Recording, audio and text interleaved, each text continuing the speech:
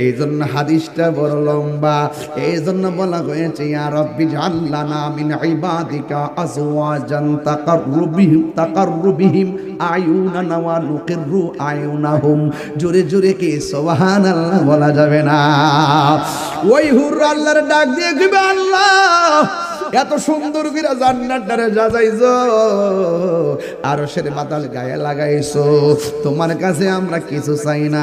যেই মাত্র আরশের বাতাস লাইগা গাছের মধ্যে জংকার উঠছে, একটা বাজনা উঠছে, তখন হুররা একটু সুন্দর করে জামা লইয়া বারান্দার বেলকনিতে আইসা বাতাস লাগায় আর আল্লাহরে কয়, আল্লাহ তোমার কাছে কিছু চাই না, এই দুনিয়ার মধ্যে যারা রমজানের রোজা রাখবে এদেরকে তুমি জান্নাতে আমাদের স্বামী বানায়া দিও। আর জোরে জোরে কন্যা সুবহানাল্লাহ। ওয়াজটা কিন্তু অনেক গভীর ওয়াজ, পাতলা ওয়াজ না, বুঝার ওয়াজ নিয়ে যাবেন। এরপরে কি কই শুনেন না, ওই হুররা বলতেছেন, আল্লাহ শুধুমাত্র স্বামী বানাইবা কেন গো আল্লাহ?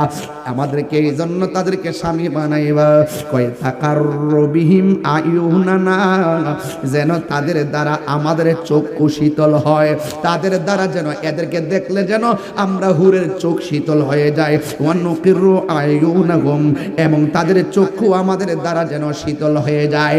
ওদের চোখ যেন আমাদের দেখলে মনটা ঠান্ডা হয়ে যায়, আমাদের চোখ যেন তাদেরকে দেখলে মনটা ঠান্ডা হয়ে যায়। আশিকের মাশিকের খেলা, প্রেমিক প্রেমিকার খেলা, যুগল যুগলের খেলা। ও বন্ধুরে, আমার আল্লাহ রোজাদারের জন্য কত সারপ্রাইজ রাইখা দিয়েছে রে বাবা। শুধুমাত্র তাই নয়,